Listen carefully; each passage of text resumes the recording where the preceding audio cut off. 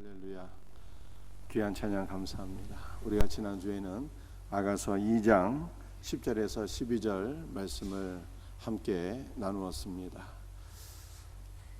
한번 말씀을 보여주실래요? 나의 사랑하는 자가 내게 말하여 이르기를, 나의 사랑 내 어여쁜 자야, 일어나서 함께 가자. 겨울도 지나고 비도 그쳤고 지면에는 꽃이 피고 새가 노래할 때가 이르렀는데, 우리는 우리 주님의 음성을 들으며 살아야 돼요. 나의 사랑하는 자야, 나의 어여쁜 자야, 나와 함께 가자. 추운 겨울이 지나고 봄이 되어서 꽃이 피고 새들이 지저귀고 있기 때문이다 라고 하는 주님의 음성을 들을 수 있는 은혜가 있기를 바랍니다. 추운 겨울이 지나갔다는 것은 율법의 시대가 지나갔고, 따뜻한 봄날이 왔다는 것은 복음의 시대, 교회 부흥의 시대가 도래하게 되었다는 뜻입니다. 이제 코로나 이후에 우리 생명샘교회를 비롯해서 한국교회가 다시 한 번 더 회복되어서 주님의 복음의 은혜 아래 다시 화창하게 피어날 수 있는 은혜가 있기를 주 예수의 이름으로 축복합니다. 그런데 교회의 부흥이라고 하는 것은 어떤 물질적이고 숫자적인 것을 의미하는 것은 아닙니다. 참 부흥이라고 하는 것은 육신의 힘으로 사는 것이 아니라 바로 그리스도의 생명으로 사는 것을 의미하는 것입니다. 우리가 그리스도의 풍성한 생명을 누리며 살 때 숫자적인 부흥도 반드시 따라오게 될 것을 또한 믿고 소망합니다. 참 부흥은 교회의 부흥과 아울러서 우리 성도들의 영혼이 성령의 기름 부으심을 받아서 주 예수로 충만해지는 거예요. 사랑하는 성도들이여, 우리의 모든 영혼이 성령 충만해서 그리스도를 사랑하는 우리의 첫사랑이 회복될 수 있기를 주님의 이름으로 축복합니다. 그리스도의 따뜻한 봄날은 무엇보다도 장차 다가올 하나님의 나라의 영광을 가리키는 것입니다. 그러므로 우리는 무엇보다 우리 생애의 마지막 날 주님의 음성을 들어야 됩니다. 나의 사랑하는 자야, 나의 어여쁜 자야, 나와 함께 가자 라고 하는 그리스도의 말씀을 듣고 그리스도의 손을 붙잡고 우리를 위해서 예비된 영원한 하나님의 나라에 들어가는 것이 우리의 삶의 가장 큰 소망이요 축복인 것입니다. 이 놀라운 은혜가 우리 모두에게 있기를 주님의 이름으로 축복합니다. 오늘은 내 소리는 부드럽고 라고 하는 제목으로 주님의 말씀을 함께 나누고자 합니다. 오늘 첫 번째 나눌 말씀의 소 제목은 성도의 기도는 그리스도께서 기뻐하시는 산제사이다 입니다. 아가서 2장 14절 말씀이에요. 우리 전반부 말씀인데 함께 같이 읽도록 합니다. 바위 틈 낭떠러지 은밀한 곳에 있는 나의 비둘기야. 솔로몬은 사랑하는 술람미 여인을 비둘기라고 표현했습니다. 성경에서 비둘기는 제사에서 제물로 드리는 순결한 동물입니다.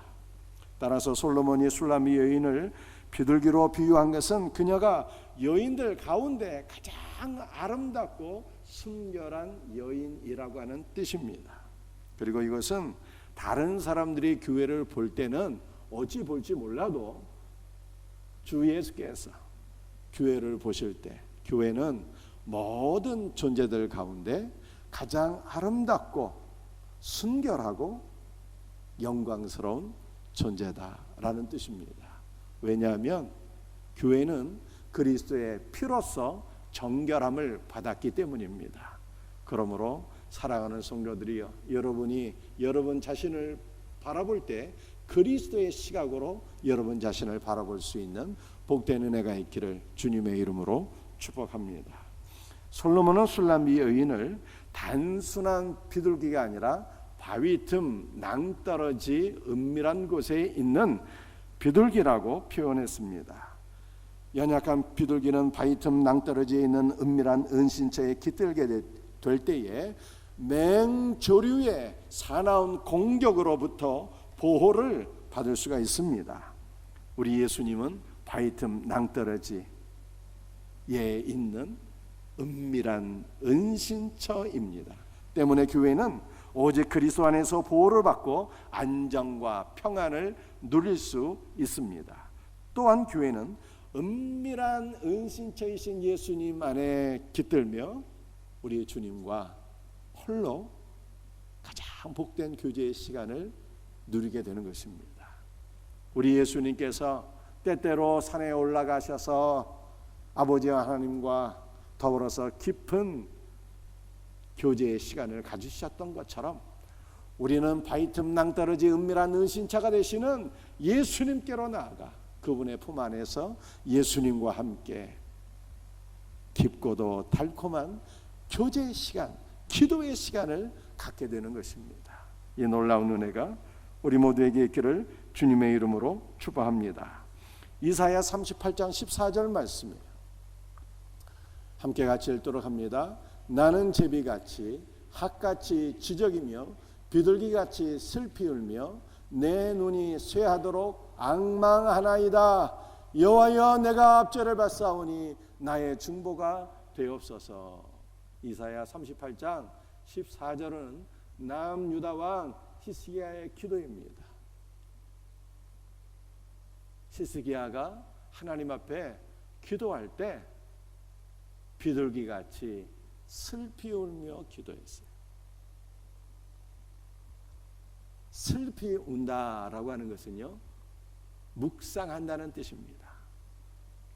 그러므로 히스기야 왕은 기도할 때 그리스도를 바라보며 그리스도께 소망을 두고 그리스도를 묵상하며 기도한 것입니다. 우리도 기도할 때 그리스도의 말씀을 묵상하면서 기도할 수 있는 은혜가 있기를 바랍니다. 왜냐하면 우리의 기도에 그리스도가 빠지면요, 하나님께서 기뻐하지 않으십니다. 하나님께서 우리의 기도에 응답의 복을 주시지 않습니다. 그러므로 우리는 기도할 때마다 그리스도를 바라보면서 그리스도의 말씀을 묵상하며 기도할 때 하나님께서 우리의 간구를 다 들으시고 응답의 복을 주실 것을 믿으시기를 바랍니다. 또 히스기야는 기도할 때 비둘기같이 첫 번째로는 슬피 울며 그리스도를 묵상하며 기도했고요, 두 번째는 내 눈이 쇠하도록 앙망하나이다 이렇게 표현했어요. 여러분들, 내 눈이라고 하는 것은 단순히 보는 우리의 눈을 가리킬 뿐만 아니라 이 눈물샘을 가리키는 거예요.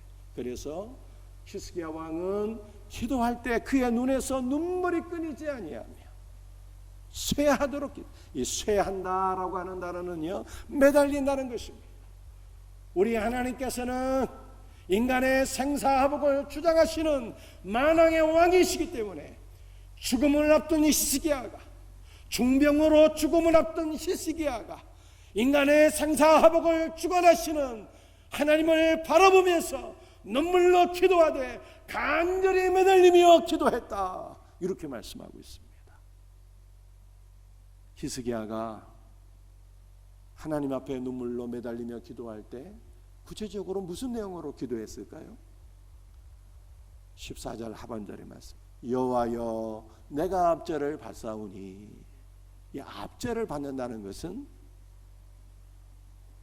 중병으로 인해서 고통을 받고 근심하게 되었다. 죽음을 앞둔 히스기야가 중병으로 인해서 죽음을 앞둔 히스기야가 고통 가운데 근심했다는 뜻입니다.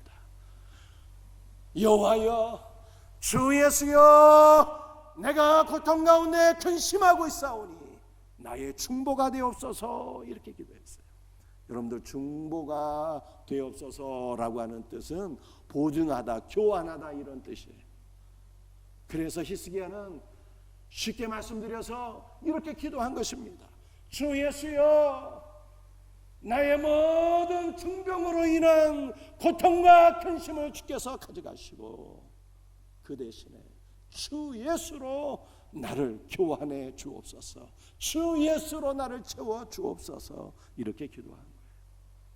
사랑하는 성도들이요, 예수님께 기도하면 우리의 모든 근심과 고통은 주님께서 가져가시고 주님께서 주 예수 그리스도의 은혜와 생명으로 우리의 모든 근심과 걱정을 대신 바꿔주세요.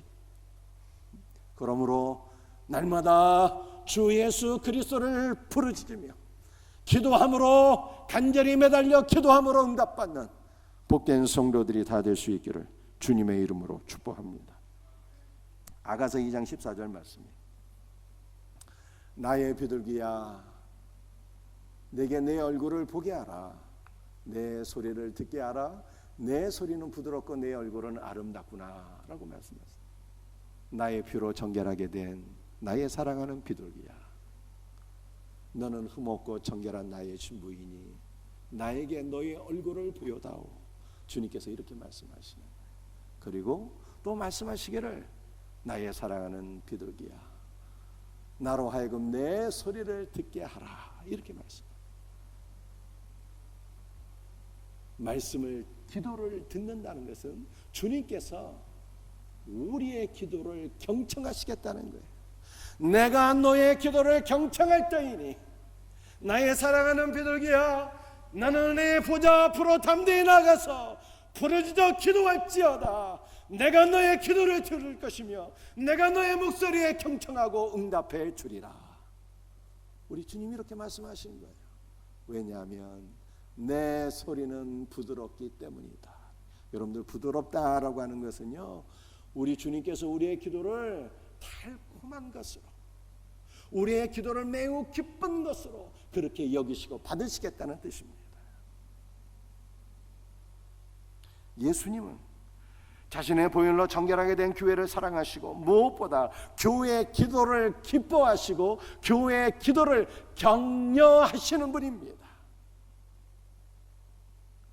여러분이 예수님을 사랑하시고 예수님을 기쁘게 해드리기를 원하십니까? 그렇다면 무엇보다도 기도하시기를 바랍니다. 기도는 살아계신 하나님을 기쁘게 해드리는 산제사요 제물이기 때문입니다. 그러나 모든 기도가 하나님을 기쁘게 해드리는 것은 아닙니다. 하나님께 기쁨이 되는 기도가 따로 있대요. 어떤 기도일까요? 잠언서 15장 8절 말씀입니다. 함께 같이 읽겠습니다. 악인의 제사는 여호와께서 미워하셔도 정직한 자의 기도는 그가 기뻐하시느니라. 악인의 제사와 기도는 하나님께서 미워하신대. 여기서 악인은 윤리 도덕적으로 죄가 많은 사람을 가리키는 것이 아니라 예수 그리스도를 영접하지 않은 사람을 가리켜서 악인이라고 성경은 표현한 것입니다.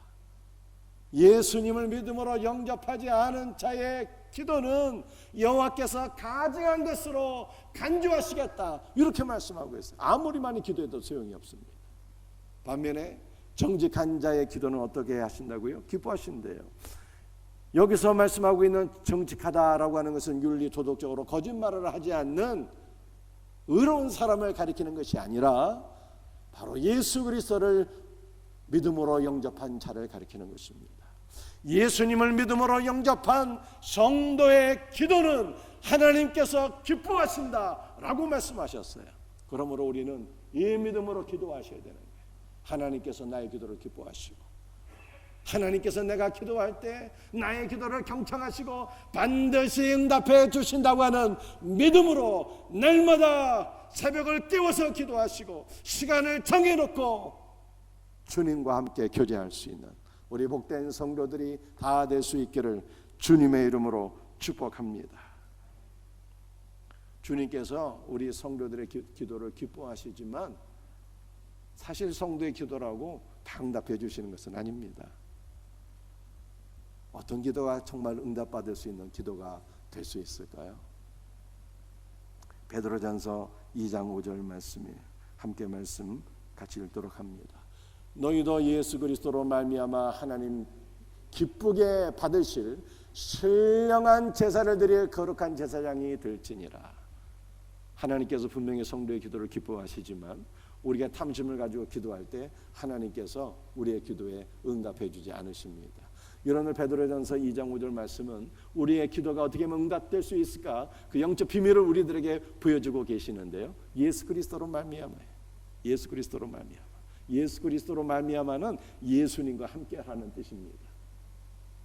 우리가 예수님과 함께 있게 될 때, 우리의 대제사장이신 예수 그리스도와 함께 있게 될 때, 우리는 하나님께서 기쁘게 받으실 신령한 제사를 드릴 수 있는 신령한 제사장이 될 것을 믿으시길 바랍니다. 대제사장이신 예수님과 함께 있으면 우리가 신령한 제사장이 돼요. 그래서 우리가 드리는 모든 기도는 하나님께서 기쁘게 받으시고 반드시 응답해 주실 것을 믿으시길 바랍니다. 그러므로 우리는 기도할 때 무엇보다도 예수님과 함께 있기를 구해야 되는 것입니다. 히스기야가 기도할 때, 고통 중에 기도할 때 그리스도를 묵상하며 기도했던 것처럼, 주여 나의 모든 근심과 고통은 주님께서 가져가시고 주님의 생명으로 나를 채워 주옵소서. 그렇게 히스기야가 기도했던 것처럼 우리도 그리스도를 바라보고 그리스도를 구하게 될 때 하나님께서 우리의 모든 간구를 응답해 주실 것을 믿으시길 바랍니다. 응답받는 기도 비밀의 핵심은요, 한마디로 표현하면 예수님을 구하는 거예요. 예수님을 구해서 예수님으로 충만하게 되면 우리가 신령한 제사장이 되고 하나님께서 우리의 모든 간구를 가장 크게 기뻐하시고 응답해 주세요.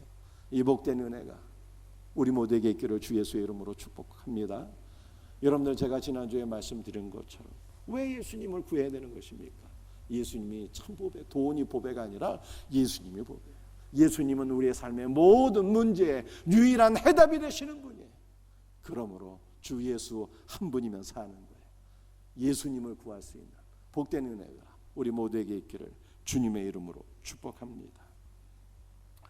오늘 본문에서 우리가 두 번째 살펴볼 말씀은 포도원을 하는 작은 여우들을 잡으라입니다. 아가서 2장 15절 말씀, 우리를 위하여 여우 곧 포도원을 하는 작은 여우를 잡으라. 우리의 포도원에 꽃이 피었습니다. 그리스도께서는 포도원을 하는 작은 여우를 잡으라고 말씀하셨습니다. 포도원을 하는 작은 여우들을 잡는 것은 그리스도와 교회의 큰 봉사를 하는 것입니다. 왜냐하면 여우들은 작지만 포도원 즉 교회를 헐어서 큰 해를 끼치기 때문입니다. 여러분들이 예수 그리스도 안에서 아름다운 열매를 맺고자 한다면 우리의 믿음의 집을 헐어버리는 작은 여우들을 반드시 잡아야 되는 것입니다. 포도원을 허는 작은 여우들을 잡으라는 그리스도의 당부는 어떠한 것일까요? 우리 안에 있는 죄악된 욕망들을 제거하려고 하는 주님의 말씀입니다.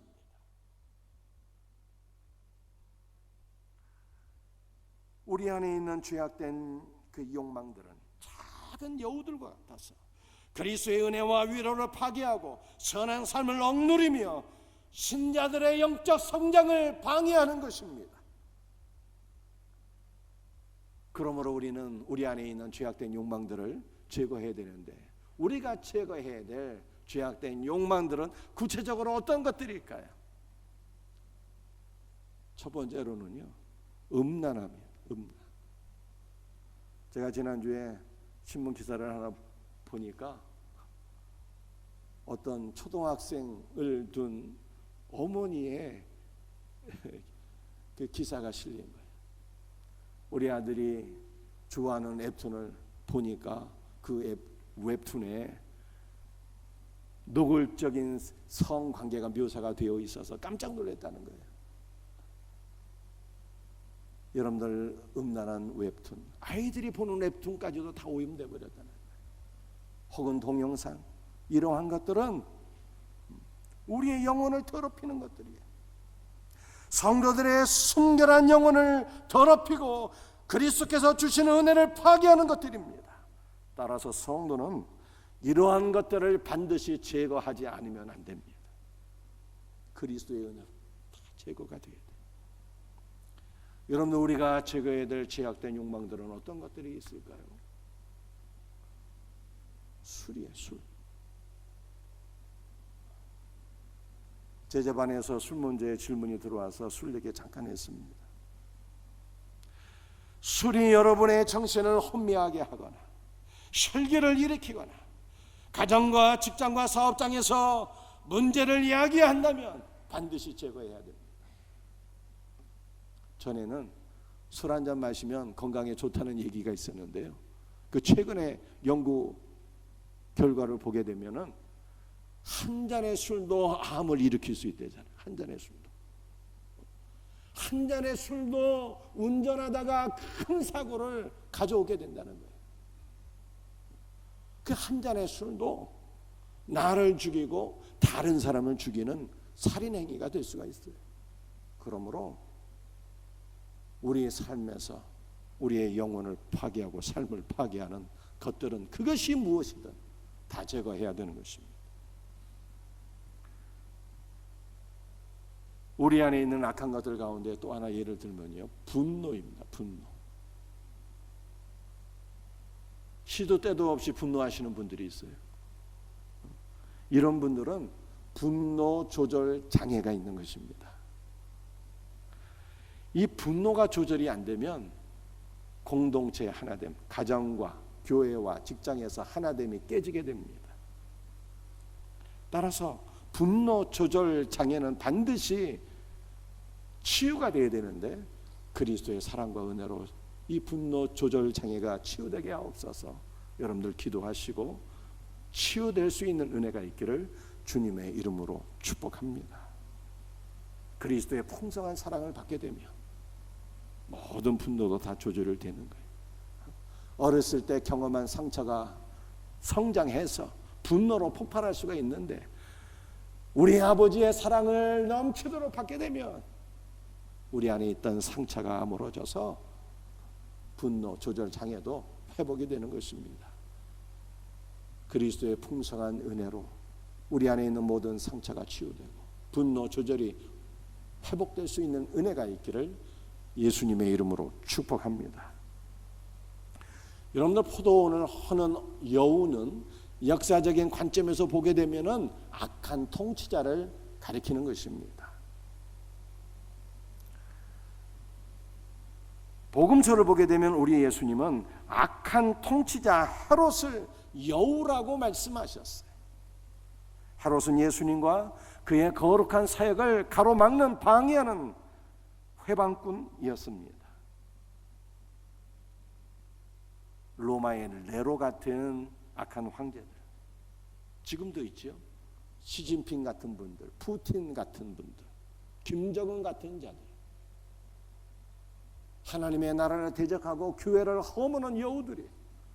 그래서 우리는 이러한 악한 지도자들이 다 제거될 수 있도록 나라와 민족과 세계를 위해서 기도할 때 반드시 빼놓지 말고 기도하셔야 되는 것입니다. 포도원을 허는 여우는 거짓 선지자, 즉 이단을 가리키는 것입니다. 에스겔서 13장 4절 말씀이에요. 이스라엘아, 너희의 선지자들은 황무지에 있는 여우 같으니라, 이렇게 말씀하셨어요. 너희의 선지자들은 하나님께서 보내신 참 선지자가 아니라 거짓 선지자들을 가리키는 것입니다. 거짓 선지자가 황무지에 있는 여우, 포도원을 허는 여우라고 말씀하고 있습니다. 우리는 이단들이 복음의 진보를 가로막고 교회의 평안을 해치지 못하도록 그들을 물리쳐야 됩니다. 말씀과 기도로 모든 이단의 세력을 물리치고 포도원 주님의 교회를 지킬 수 있는 복된 은혜가 우리 모두에게 있기를 주님의 이름으로 축복합니다. 오늘 세 번째로 우리가 살펴볼 말씀은 그리스도와 교회는 서로에게 속한 관계이다라고 하는 것입니다. 아가서 2장 16절 말씀 우리 같이 읽도록 하겠습니다. 내 사랑하는 자는 내게 속하였고 나는 그에게 속하였도다. 아가서 2장 16절은 술람미 여인, 즉 교회의 고백입니다. 술람미 여인의 고백은 내 사랑하는 자, 즉 예수 그리스도는 내게 속하였고 나는 그에게, 예수님께 속했다는 고백인 것입니다. 그리스도께서 교회에 속하였다는 것은 믿는 자들에게 말로 표현할 수 없는 특권이에요. 그리스도와 교회는 신랑과 신부의 관계입니다. 내 사랑하는 자가 내게 속하였다는 것은 내 사랑하는 자 예수님은 나의 신랑이라는 거예요. 나의 신랑. 때문에 교회는 그리스도에 대한 독점적인 소유권을 가지고 있습니다. 교회는 그리스도의 신부이기에 그리스도 안에 있는 은혜와 생명과 위로와 평안과 모든 복된 것들을 다 누리게 되는 거예요.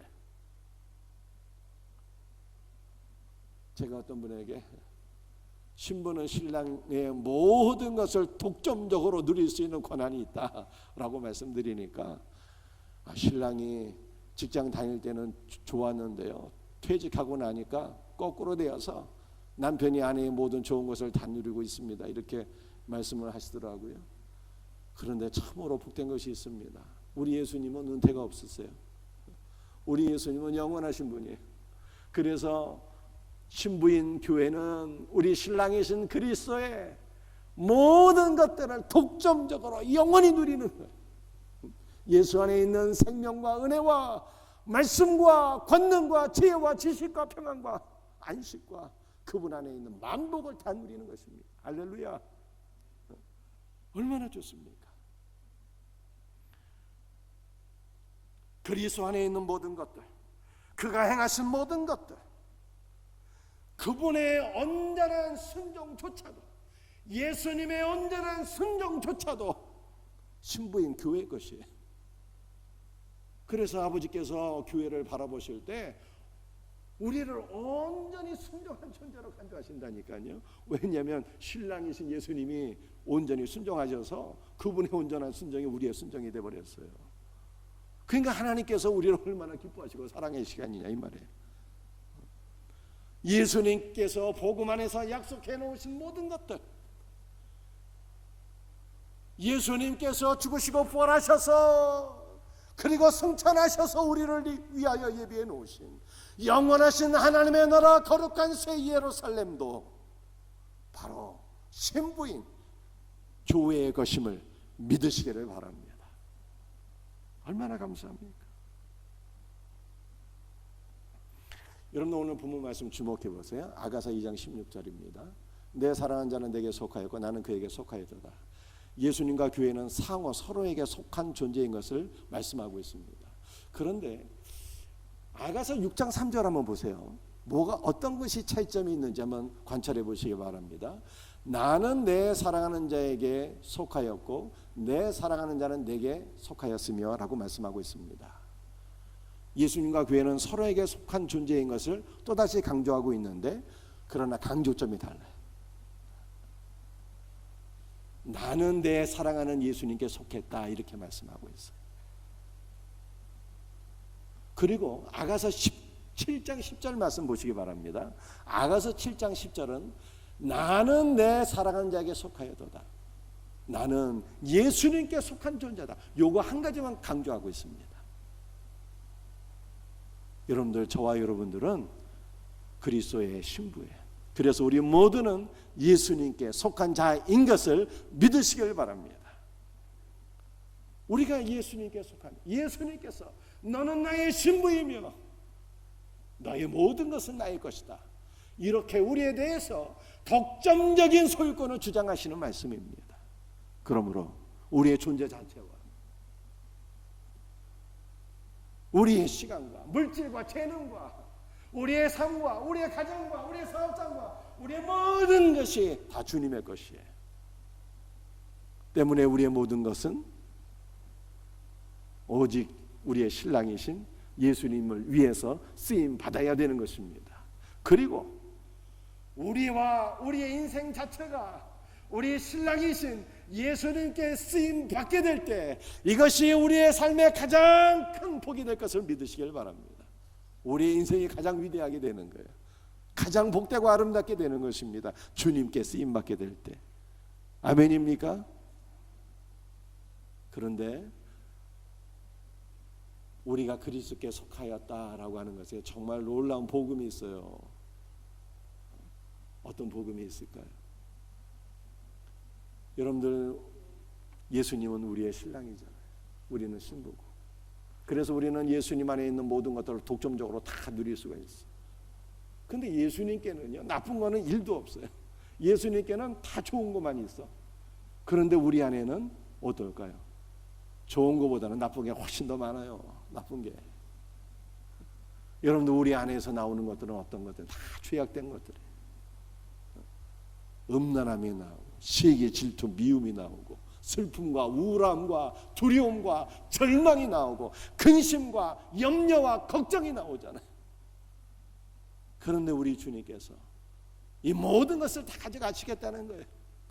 그래서 예수님께서 우리 안에 있는 모든 악하고 더러운 것들은 다 가져가셔서 십자가로 처리해 주시고, 예수님 안에 좋은 것만 우리에게 오는 거예요.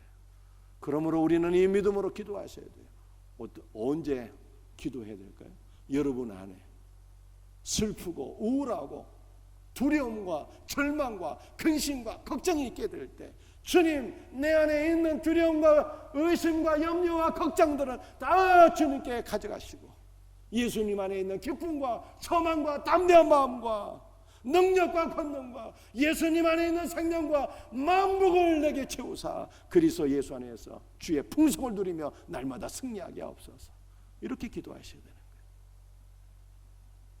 아멘입니까? 이 놀라운 은혜가 우리 모두에게 경험되어지기를 주님의 이름으로 축복합니다. 오늘 말씀 마치겠어요. 우리 세 가지. 우리 예수님께서 뭘 제일 기뻐하신다고요? 우리의 기도를 제일 기뻐하셔요.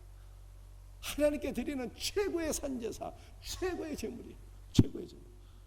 늘 기도하세요. 주님을 기쁘시게 해드리려면. 포도원을 허는 여우를 잡으라고 그랬어요. 우리 안에 있는 죄악된 욕망들 다 그리스도의 은혜로, 나는 제거할 수 없으니 그리스도의 은혜로 제거해 주세요. 기도하세요. 세 번째 말씀 무엇입니까? 예수님과 우리는 서로에게 속한 관계이다. 나는 예수님의 신부, 예수님은 나의 신랑. 그래서 신부는 신랑의 모든 것을 독점적으로 누리는 거예요. 놀랍습니다. 놀라운 복음이에요.